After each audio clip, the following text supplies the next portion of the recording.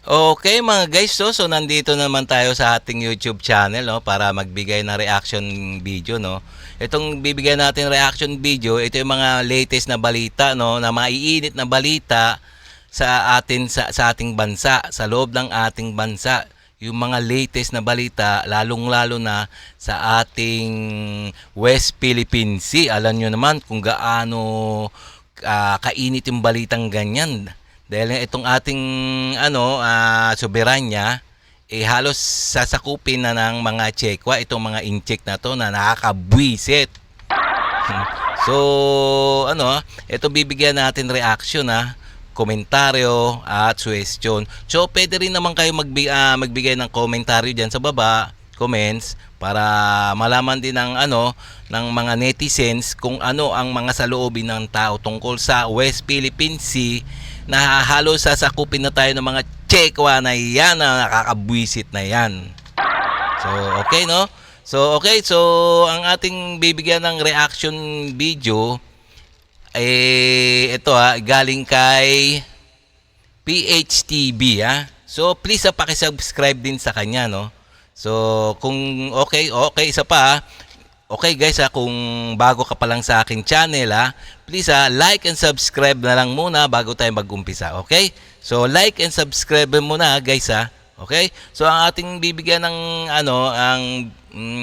reaction ito may pamagat na yung mga US Navy, mga littoral combat hinaras ang isang Chinese warship sa China Sea. Wow. So talagang magandang balita 'yan. So, ibig sabihin, nakaranas din ng harassment yung mga China warship sa US Navy. So, ito, balita to So, okay, mabubuti, umpisahan na natin to mga guys. Para bigyan na natin ng komentaryo. Okay?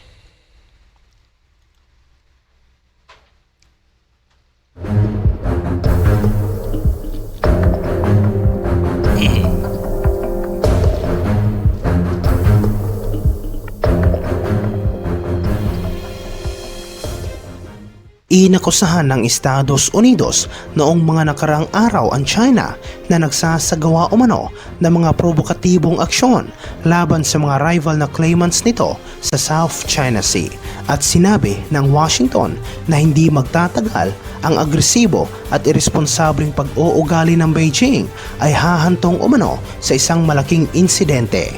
Oo nga. Si Joe Pak, isang Deputy Assistant Secretary para sa East Asia ng US State Department.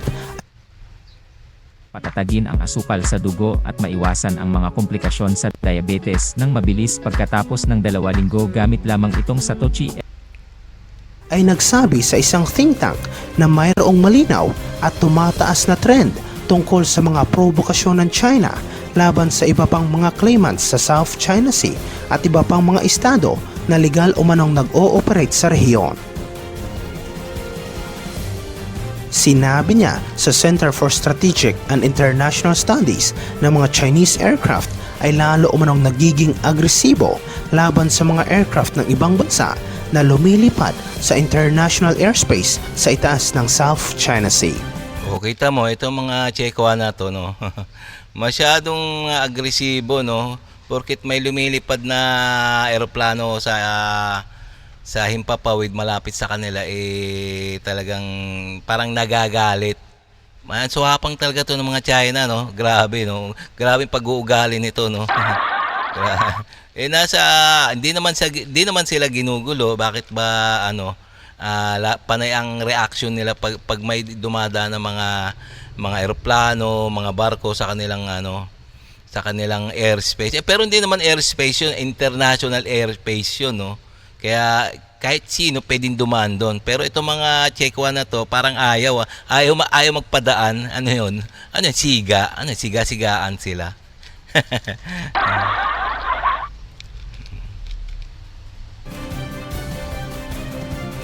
Sa katunayan, nagkaroon din ng 3 magkakahiwalay na insidente nitong mga nakaraang buwan nang hinamon ng China ang marine research at energy exploration activity ng Pilipinas sa loob ng exclusive economic zone nito.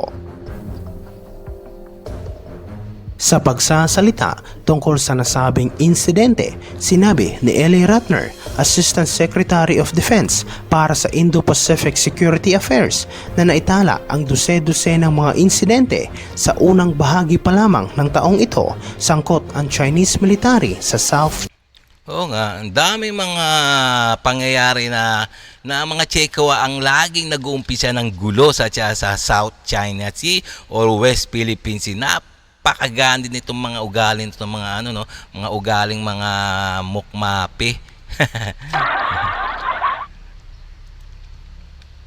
China Sea, isang mabilis na pagtaas kumpara sa nakalipas na 5 taon.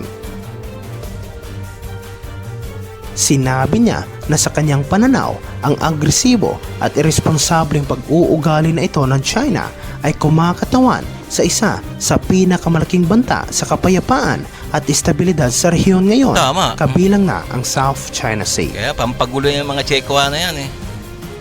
At kung ipagpapatuloy ng PLA ang pattern na ito, hindi magtatagal ay magkakaroon ng isang malaking insidente o di kaya aksidente sa rehiyon at magriresulta ito sa isang malaking digmaan. Oo, talagang kung mananatiling agresibo yung mga Chekwa na yan sa West Philippine Sea, sigurado na mayroon silang kalalagyan.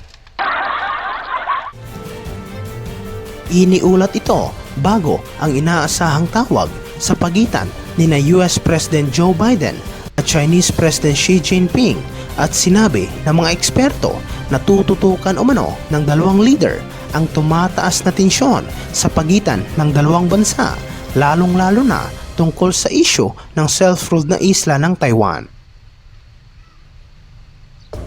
Sinabi ni Pak na ang Washington ay mayroong napakakomplikadong ugnayan sa Beijing at iginiit niya na hindi nila sinusubukang kontrahin ang lahat ng ginagawa nito sa Timog Silangang Asya at sa iba pang bahagi ng mundo.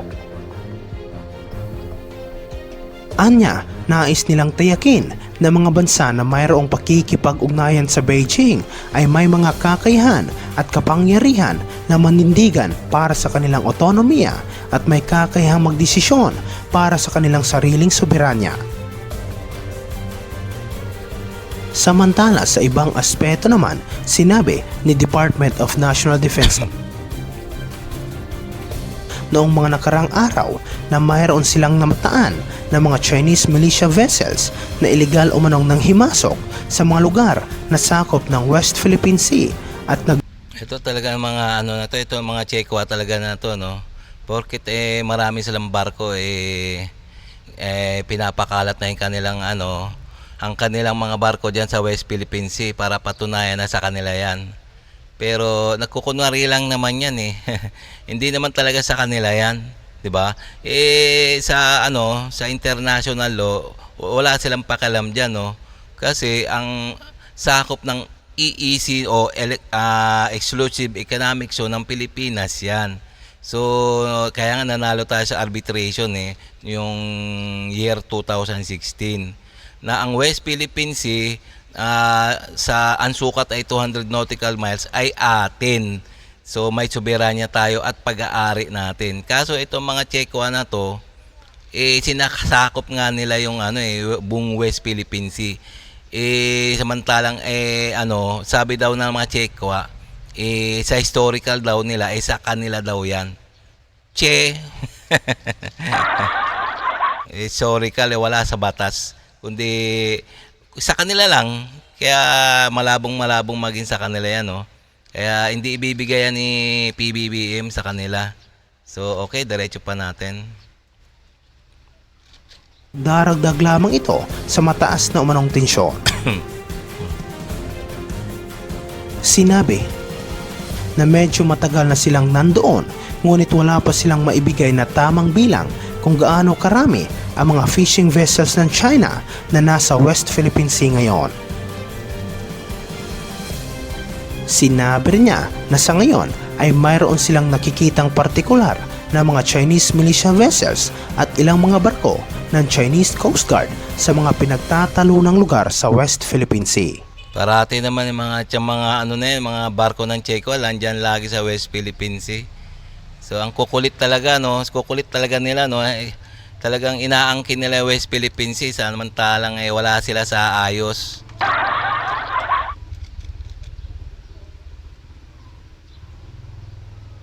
Idinagdag ni na nakikipag-ugnayan na sila sa National Task Force on the West Philippine Sea kung paano nila tutugunan ang mga ginagawang panghihimasok ng mga barko ng China.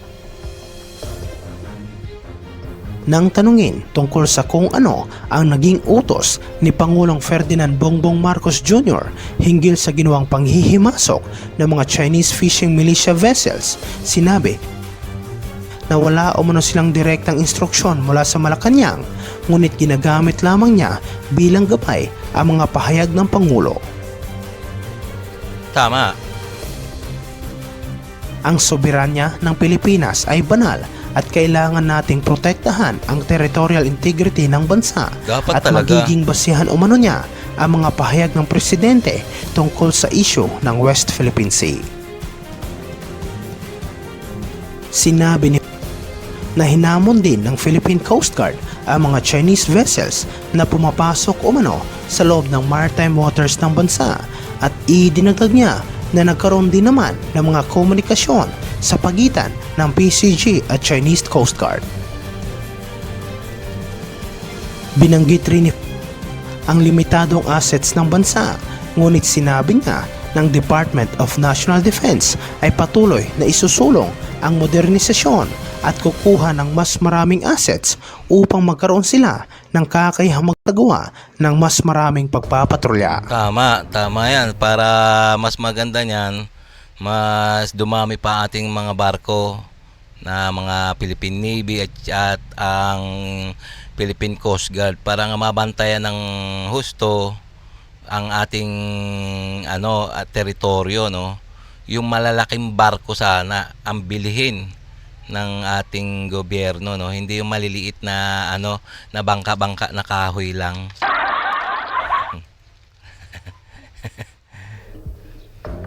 Anya na panatili din ng mga maritime law enforcers ng bansa ang kanilang presensya sa mga lugar na kasalukuyang mataas ang tensyon upang protektahan ang mga pag-aangkin ng bansa. Kabilang na dito ang Ayungin Shoal. Ang Pilipinas ay naghain ng bagong diplomatic protest laban sa mga maritime activities ng China sa loob ng 200-mile exclusive economic zone ng bansa. At ito naman, no, ito na naman tayo sa diplomatic protest, no.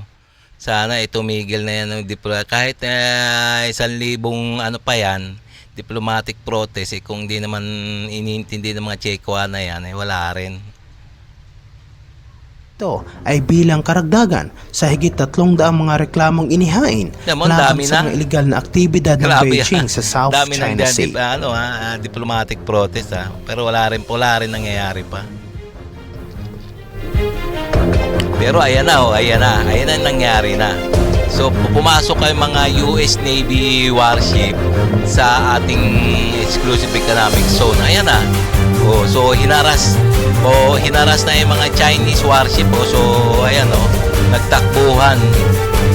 So pumasok na kasi nga mga mga US Navy kakaroon ng patrolya diyan sa West Philippine Sea. Yan. So okay, no. So hanggang dito na lang tayo mga guys, no. So alam niyo naman na mga Chekwa talagang napakaganid, no.